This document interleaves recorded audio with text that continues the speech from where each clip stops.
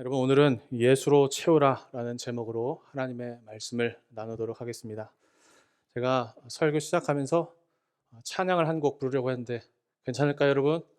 네, 제가 할까 말까 고민하다가 일부에 한번 해봤더니 예상외로 반응이 좋더라고요. 네, 그래서 한번 해볼 텐데 여러분들의 도움이 조금 필요합니다. 제가 무반주로 찬양을 부를 테니까 여러분 박수를 좀 박자에 맞춰서 쳐주기를 부탁드립니다. 하나, 둘, 셋, 넷.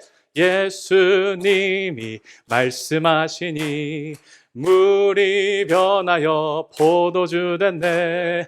예수님이 말씀하시니 물이 변하여 포도주 됐네. 예수님 나에게도 말씀하셔서 새롭게 변화시켜. 우리 다시 한번 할 때 다 같이 해볼까요? 예수님이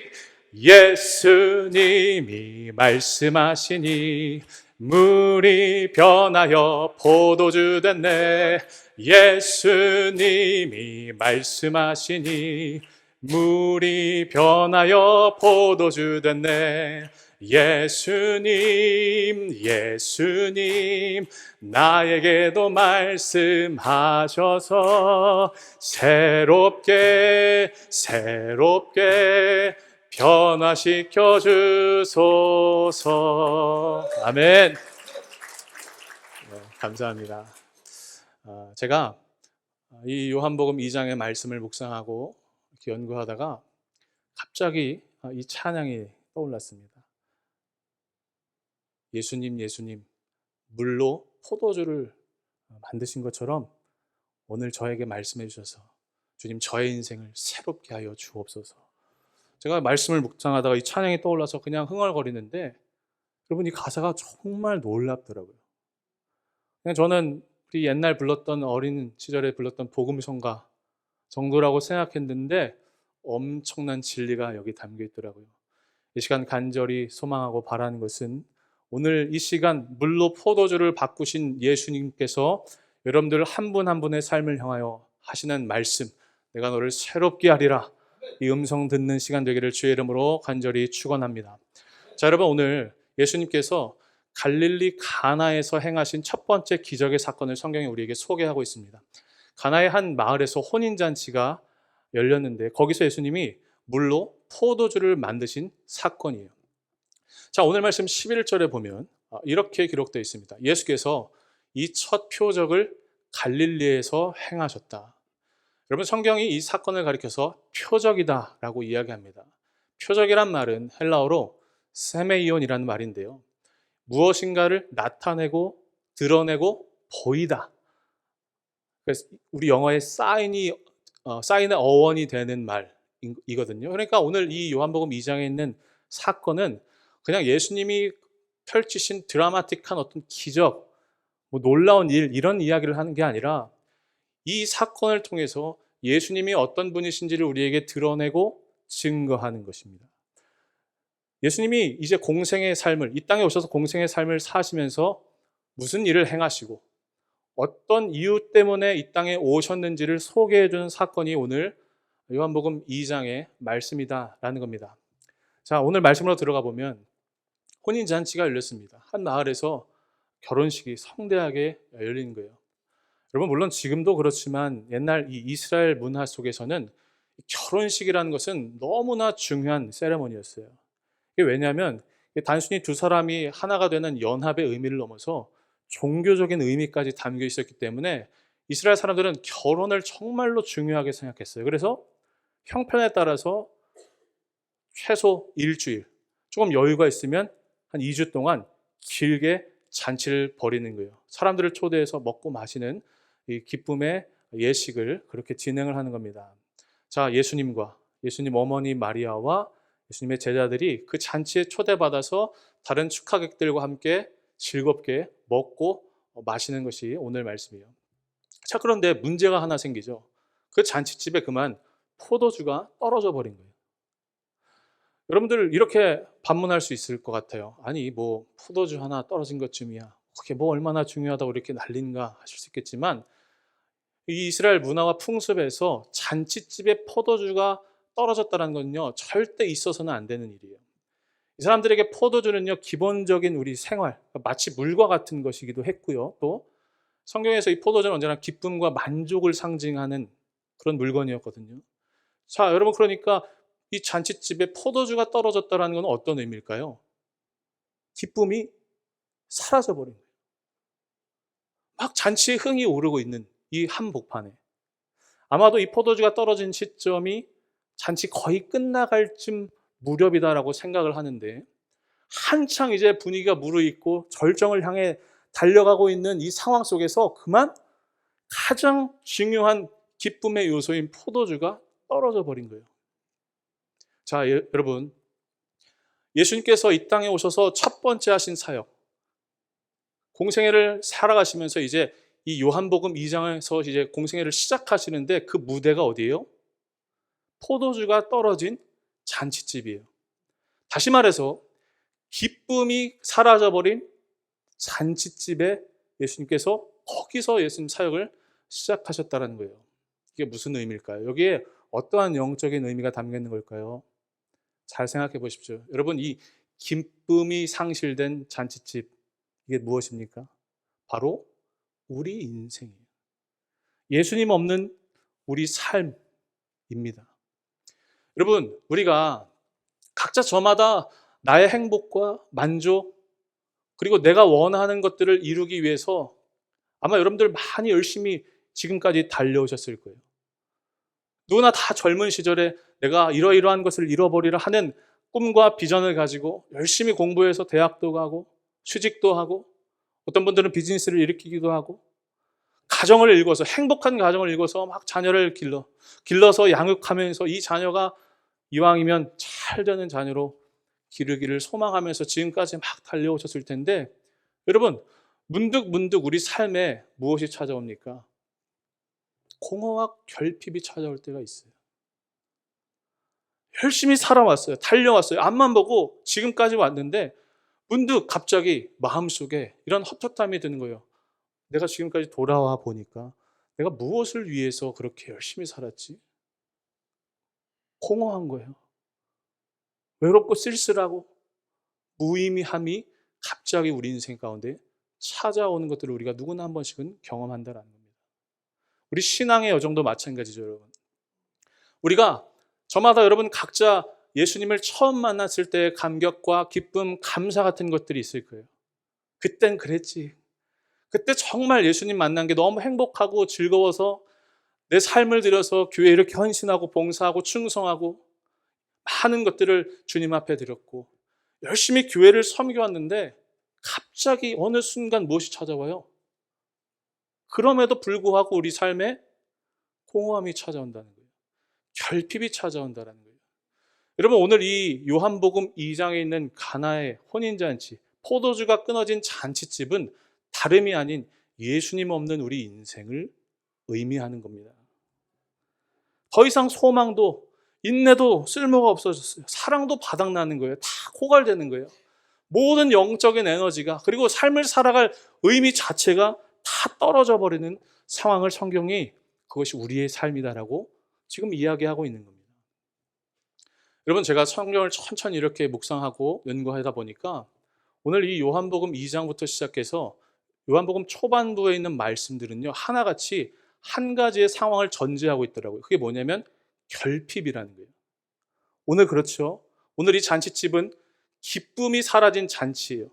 잔치는 시작됐지만 가장 중요한 것이 갑자기 가장 중요한 순간에 사라져버린 상황이에요. 무언가 부재한 거죠.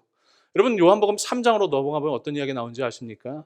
유대인의 지도자인 니고데모라고 하는 사람이, 이 율법 지도자가 한밤중에 예수님을 찾아가서 예수님, 내가 무엇을 하여야 영생을 얻겠습니까? 라고 질문하는 이야기가 소개됩니다.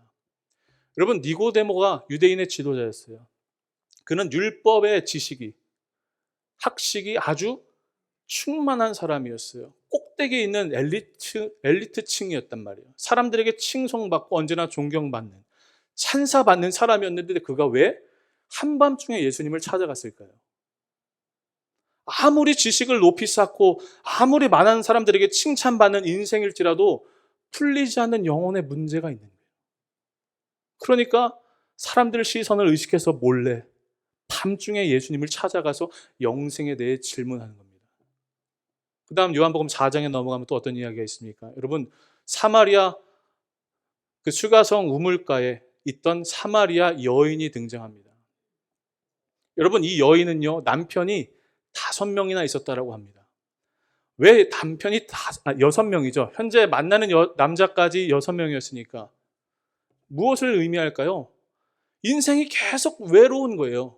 채워지지 않는 공허함, 무언가 텅 빈 것이 있으니까 그것을 무엇으로 채운 거예요? 사람의 사랑과 인정을 갈구했던 거예요. 계속 남자로부터 내가 인정받기를 바랬는데 채워도 채워지지 않으니까 어디까지 왔어요? 6번째 남자까지 온 상황이에요. 그때 예수님께서 이 여인에게 말씀하시죠. 내가 주는 물을 마시는 자는 영원히 목마르지 아니하리라. 예수님께서 그 여인의 인생의 결핍 가운데 찾아오셔서 그 여인을 채우시는 이야기가 요한복음 4장이에요. 또 5장에 어떤 이야기 있습니까? 베데스다 연못에 38년 된 병자의 이야기가 있습니다. 이 사람은요, 인생 내내 전반을 이 해결되지 않는 질병의 문제를 가지고 싸웠던 사람이에요. 엄청난 결핍이죠. 아무도 도와주지 않는다고 신세 한탄을 하고 있는 사람이에요. 그 가운데 누가 오세요? 베데스다, 은혜의 집에, 은혜의 주인 되신 예수님이 찾아오셔서 그를 회복시키시는 거예요. 하나 또 넘어가 볼까요? 요한복음 6장에 어떤 말씀 나옵니까? 예수님이 오병이어의 사건을, 놀라운 기적을 베푸십니다. 그러면서 말씀하시죠. 너희가 이 떡을 먹어서 다시 또 배고프겠지만 나는 생명의 양식이란다. 나는 하늘에서 내려온 살아있는 떡이란다. 누구든지 내게 오는 자는 영원히 줄이지 아니하고 나를 믿는 자는 영원히 목마르지 아니하리라. 예수님께서 이 요한복음 초반부에 있는 온통 결핍뿐인 인생 가운데 찾아오셔서 그의 삶을 바꾸시는 거예요. 사랑하는 여러분, 저는 이 시간 간절히 여러분들께 이렇게 이야기하고 싶습니다. 여러분들 각자 저마다 세상의 일들로, 내가 중요하다고 생각하는 것들로 여러분들을 채우지만 그것이 예수 그리스도가 아니라면 우리는 끝없는 목마름과 배고픔과 공허함과 이 헛바퀴 도는 것 같은 이 허무함 속에 우리가 살아갈 수밖에 없다는 거예요. 여러분들의 필요를 채우실 수 있는 분은 누구입니까? 오직 한 분입니다. 생명의 양식 되신, 우리의 유일한 만족 되신 예수님 한 분임을 우리가 고백하기를 원합니다. 사랑하는 여러분, 우리 인생에 갑자기 찾아오는 공허함과 허무함이 있을 때 예수님께로 나아가세요. 예수님께서 여러분들을 채우시고 여러분들을 새롭게 하시는 분이심을 기억하기를 원합니다. 여러분들의 내면과 삶이 이 예수로, 하나님의 영 성령으로, 하나님의 사랑과 은혜로 충만하여진 사람이 되면 여러분들은 승리하는 삶을 살 수가 있습니다. 한번 생각해 보십시오. 속이 텅 비어버린 그냥 깡통, 빈 깡통이 하나 있고 속 안이 가득 찬 쇠 기둥이 있다고 생각해 보십시오. 세상에 이런저런 일들이 이 깡통과 이 쇠 기둥을 향하여 괴롭힐 때, 발로 차고 막 넘어뜨리려고 할 때 속이 비어있는 존재, 깡통은 어떻습니까? 그냥 찌그러져 버립니다. 그리고 휙 날아가 버리는 거예요. 누군가 나에게 하는 말 한마디가, 누가 나를 험담하고 모함하고 나를 괴롭게 하는 그 한마디가 견디지를 못하는 거예요. 힘든 거예요. 찌그러져서 그냥 도망가고 싶은 거예요. 휙 날아가는 거예요. 그러나 예수의 영으로 충만한 사람은 어떻습니까? 작은 공격에도 넘어지지 않고 오히려 큰 공격을 하는 사람이 더욱더 고통을 느끼게 되는 거예요. 무엇이 중요합니까? 여러분들의 삶을 더욱더 하늘의 신령한 은혜들로 채우는 거예요. 세상에 잠깐 있다가 없어질, 그냥 순간 사라질 것들로 채우는 것이 아니라 오직 하늘의 신령한 은혜로 채우는 여러분 되기를 원합니다. 지금도 아직도 많은 사람들이 세상의 것들로 채웁니다. 소비를 통해서 내가 이거를 가져야만 내가 나의 자아가 완성되고 내가 존재하는 것 같은 그런 문화 속에 우리가 살고 있습니다. 아직도 사람들은 지식과 사람들의 칭찬과 권력을 채워 자기를 증명하려고 하지만 거기엔 답이 없습니다. 오직 예수님만이 우리의 답이십니다. 사랑하는 여러분, 그리고 저는 특별히 우리 뉴저지 연합교회 이제 새로운 이름을 가지고 더반교회로 출발하는 우리 교회가 더욱더 이 예수로만 충만한 교회가 되었으면 좋겠습니다. 여러분 보십시오. 우리가 이제 방금 우리 장로님도 좋은 말씀해 주셨지만 교단 변경 과정이 하나님 은혜 가운데 잘 끝나가고 있다는 게 참 감사의 조건입니다. 다른 지역들 이야기 들어보니까 아예 그 자체가 불가한 지역들이 너무나 많이 있더라고요. 너무나 어렵더라고요. 그럼에도 불구하고 하나님께서 참 순탄하게 잘 이 과정을 진행시켜 주셨어요. 그리고 교회 이름도 우리 이제 새로 바뀌었죠. 새로운 마음으로 이제 시작하게 되었죠. 그런데 여러분 질문해 볼게요. 교단 변경 과정이 끝나면 끝입니까? 새로운 이름이 주어졌으면 이제 끝난 겁니까? 아닙니다. 이제 시작입니다. 우리가 그토록 기도하고 바래왔던 저 성경적인 믿음, 복음적인 교회가 되기 위해서 이 교회를 온전히 예수 그리스도로만 채우는 역사가 있어야 됩니다. 세상에 다른 것이 아니라 오직 하나님 말씀으로 기도의 능력으로 이 교회를 채우게 될 때에 하나님께서 이 교회를 주시는 또 다른 새로운 부흥의 역사가 경험되어질 줄로 믿습니다. 하나님, 우리 이 교회를 성령의 영으로 채워 주옵소서. 이렇게 기도하기를 원해요. 제가 한국에서 사역을 할 때 많은 사역을 경험한 것 중에 하나가 우리 젊은 세대들, 청장년 세대들 사역을 했었습니다. 미국도 비슷한 상황이지만 한국은 특히 더 이제 젊은 세대가 교회에서 조금씩 멀어져가는, 교회를 나오지 않는 그런 문화와 세상이 되어 있어요. 그 가운데서 어떻게 하면 이 젊은 세대를, 청년들, 장년들을 교회로 나오게 할까 많은 고민들을 했었어요. 그리고 조금 과장하자면 안 해본 일이 없습니다. 젊은이들이 좋아하는 교회를 해보려고 수도 없는 노력을 했어요. 근데 여러분, 제가 그 과정 중에 하나 깨달은 것이 있습니다. 교회를 떠난 우리 젊은이들과 이야기를 나누고 또 기도하는 중에 깨달아지는 것이 무엇이냐면, 여러분, 젊은 사람들을 위한 교회는 어떤 교회인 줄 아십니까? 교회다운 교회입니다. 교회다운 교회예요. 교회를 떠나간 친구들이 그걸 바라고 있더라고요. 교회다운 교회. 하나님 말씀이 있고 사랑이 넘치고 하나님 말씀대로 살려고 하는 그 믿음들이, 그 결단과 노력과 헌신들이 있는 교회를 찾더라고요. 물론 중요합니다. 다른 어떤 좋은 문화, 그들의 언어 트렌드를 이 교회에 잘 접목시키는 거 너무나 중요한데요. 그러나 더 중요한 것이 있어요. 교회의 본질을 붙잡는 거예요. 저는 이 시간 이렇게 여러분들께 권면하고 또 선포합니다. 우리 인생과 우리 교회와 우리 이 세상의 회복은 우리가 본질에 집중할 때 하나님께서 우리를 새롭게 하시는 역사가 있게 될 줄로 믿습니다. 사랑하는 여러분, 예수로 채우십시오. 가득 채우는 은혜 있기를 간절히 축원합니다. 자, 이렇게 잔치 도중에 포도주가 떨어져 버렸어요. 이 상황을 알게 된 어머니 마리아가 마음이 다급해져서 예수님께 찾아가서 모든 이 상황을 설명합니다. 그런데 예수님의 반응이 조금 퉁명스럽습니다. 4절 말씀인데요. 제가 한번 읽어볼게요. 예수께서 이르시되 여자여 나와 무슨 상관이 있나이까? 내 때가 아직 이르지 아니하였나이다. 여러분, 여기서 예수님이 말씀하신 나의 때, 내 때라는 것은요, 요한복음에 7번 등장하는 표현이거든요. 나중에 예수님이 당하실 고난, 십자가 사건을 암시하는 표현이에요. 자, 어쨌든 마리아가 이 예수님의 퉁명스러운 대답을 들었어요. 매우 난감하고 좀 당혹스러웠을 거예요. 그런데 여러분, 우리가 여기서 하나 놀랍게 우리 마음에 새겨야 될 진리가 무엇이냐면, 마리아가 예수님의 거절을 받았던 그 순간에 어떻게 반응하느냐. 예수님의 거절을 듣고 그냥 포기해버리는 것이 아니라 예수님께서 어떤 말씀을 하시는지 그 자리에서 한 번 더 순종하는 믿음을 드렸다는 거예요. 이게 참 놀랍습니다. 여러분, 우리 인생에 우리가 생각하지 못한 문제들을 만납니다. 예상치 못한 갑작스러운 고난이 우리 삶에 찾아올 때가 있어요. 크고 작은 일들이 우리를 괴롭혀요. 그럴 때 우리는 예수님께 거절당한 것 같아요. 하나님 왜 나를 외면하시는지 모를 것 같아요. 같다라는 생각이 들 때가 있어요. 여러분, 그러나 그때 무엇을 해야 돼요? 이 마리아의 믿음을 우리가 기억해야 돼요. 여러분, 거절은 더 깊은 차원의 부르심입니다.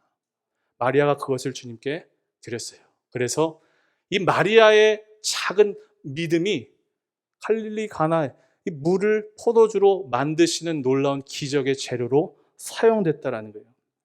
사랑하는 여러분, 지금 여러분들의 삶 가운데 많은 삶의 문제들을 여러분들을 괴롭힐 거예요. 그때 무엇을 해야 돼요? 주님 앞으로 나아가야 돼요. 이 문제를 해결할 수 있는 분이 누구인지를 아는 지혜가 먼저 필요하고, 그것을 알 수 있는 믿음이 또한 여러분들에게 필요해요. 여러분들이 고민하는 것보다 기도하는 것이 더욱 깊어야 합니다. 여러분들 내면의 소리보다 하나님이 여러분들에게 말씀하시는 것이 더 크게 들려야 됩니다. 염려와 걱정과 근심과 불안이 내 삶을 완전히 잡아서 아무것도 들리지 않으니까 하나님 뜻을 알 수가 없는 거예요.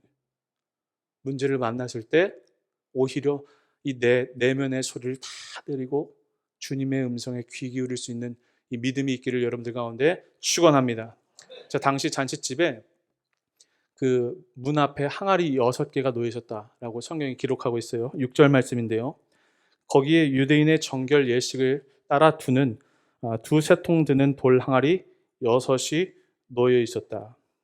자, 여러분, 이 6개의 항아리는 성경의 표현대로 유대인의 정결 예식을 위해 놓여 있는 항아리였어요.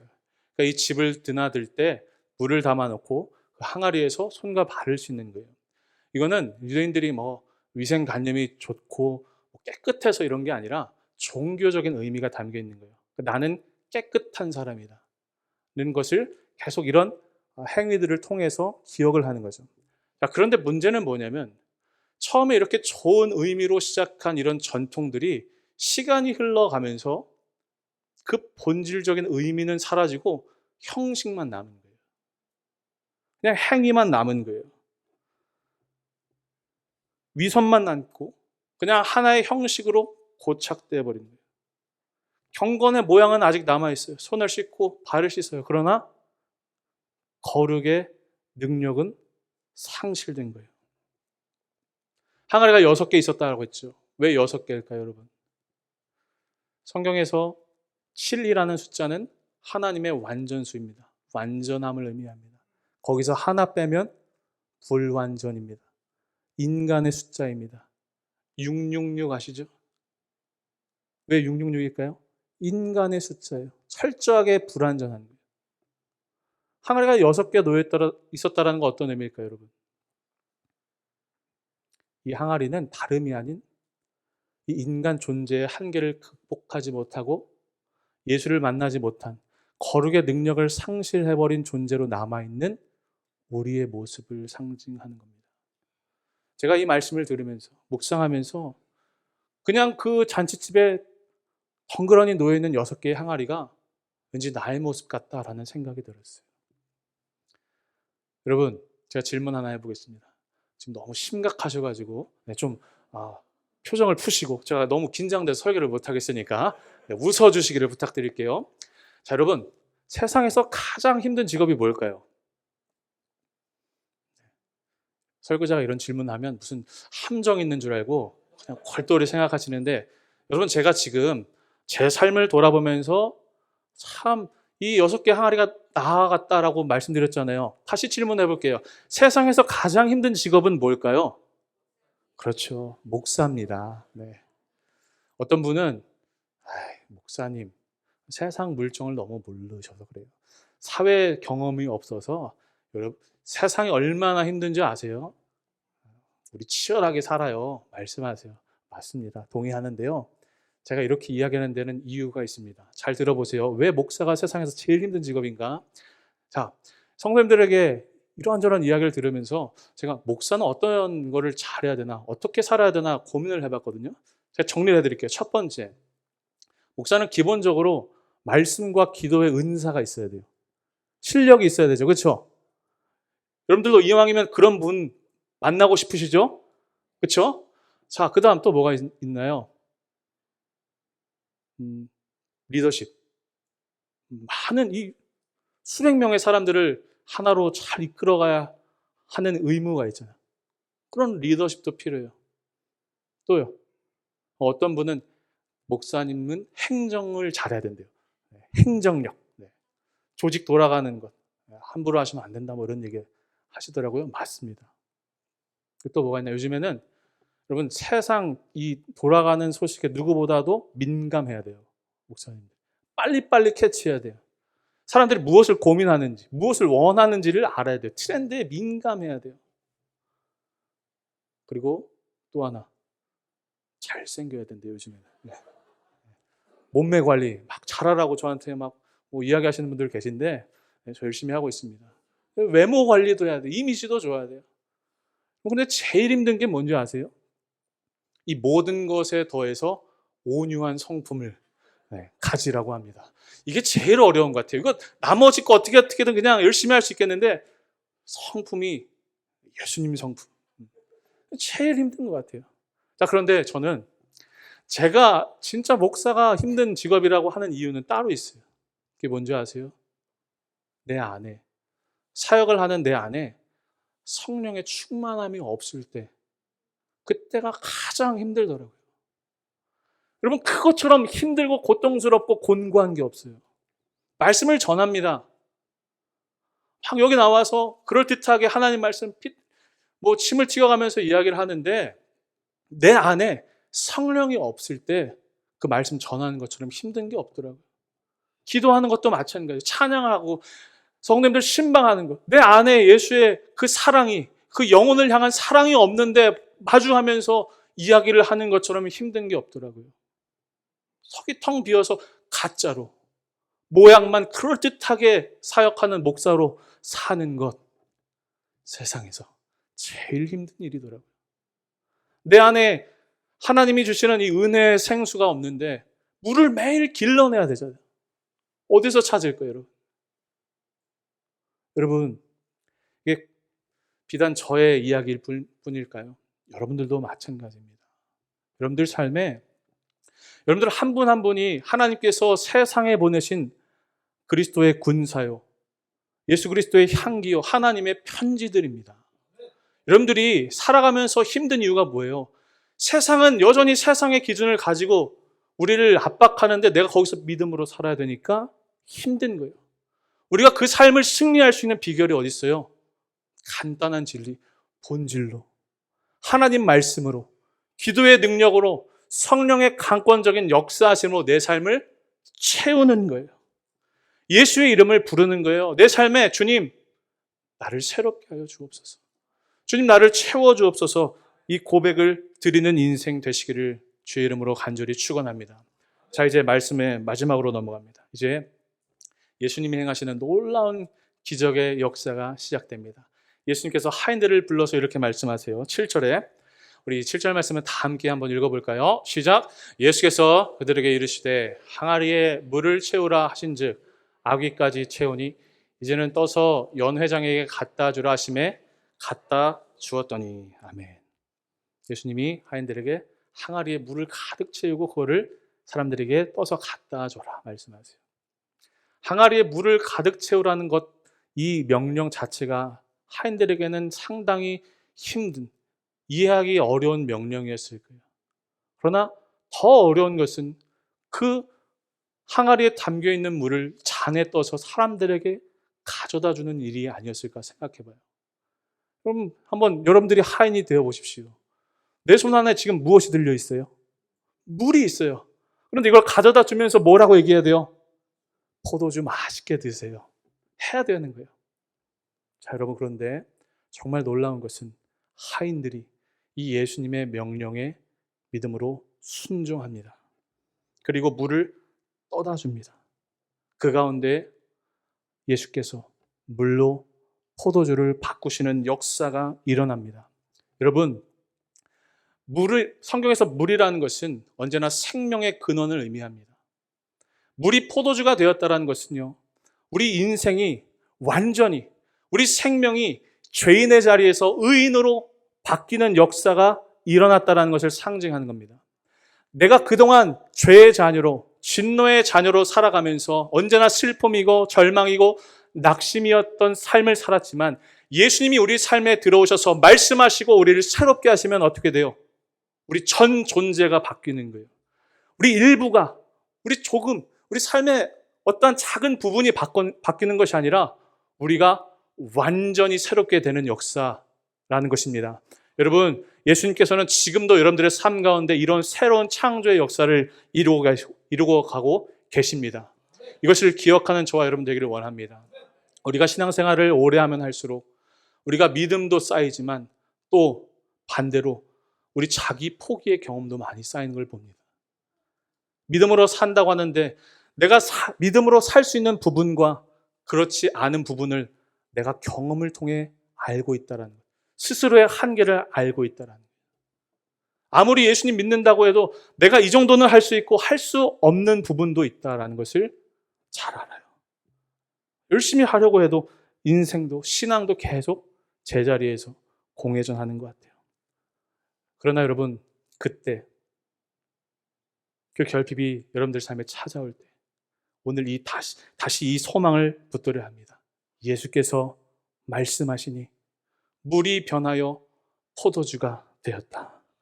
오늘 이 말씀을 들으면서 여러분 삶 가운데 이렇게 선포하십시오. 여러분들의 인생에, 여러분들의 가정에, 여러분들 자녀 가운데, 이 교회 가운데 예수님 그렇습니다. 주님, 물을 명하여 포도주가 되라고 말씀하신 것처럼 오늘 나의 인생 가운데도 주님 말씀하여 주옵소서. 주님 명하여 주옵소서. 내가 너를 새롭게 하리라. 주님 역사하여 주옵소서. 이 고백으로 나아가야 한다는 거예요. 고갈된 기쁨 가운데 텅 빈 이 형식만 남은 우리의 신앙과 삶 가운데 오늘 예수의 이름을 다시 부르는 이 시간 되기를 원합니다. 예수로 채우는 인생 가운데에 세상이 줄 수 없는 놀라운 기쁨과 만족과 소망을 경험하게 되는 저와 여러분들 되시기를 주의 이름으로 간절히 축원합니다. 마지막 이 말씀을 하고 마치도록 하겠습니다. 200년 전에 영국의 옥스퍼드 대학의 한 종교학 강의실에서 한 시험 문제가 출제됩니다. 요한복음 2장에 예수님께서 물로 포도주를 만드신 사건에 대해서 그 영적인 의미에 대해서 서술하시오. 문제를 받자마자 모든 학생들이 열심히 자기의 답안지를 써내려가는데 유독 한 학생이 그냥 멀뚱히 창밖을 보면서 가만히 있었다라는 거예요. 교수님이 학생을 보면서 이제 시간이 점점 이제 끝나갈 때가 되자 학생에게 뭐라도 적어서 제출해야 된다라고 이야기합니다. 그래서 학생이 펜을 들고 한 문장을 적어 내려가는데 그 답안지가 이 옥스퍼드 종교학 역사상 전무후무한 만점 답안지가 됐다고요. 거기에 이렇게 적혀 있습니다. 물이 그 주인을 만나니 얼굴이 붉어졌다네. 영국의 위대한 시인 조지 고든 바이런의 이야기입니다. 사랑하는 여러분, 오늘 여러분들의 삶에 진짜 참된 주인 예수님을 만나는 인생 되면 여러분들의 삶이 변화될 수 있습니다. 이 새로운 창조의 은혜와 역사를 경험하는 우리 모두가 되기를 주의 이름으로 간절히 축원합니다. 오늘 신 은혜 가지고 우리 잠시 찬양하고 기도하는 시간 갖도록 하겠습니다. 여러분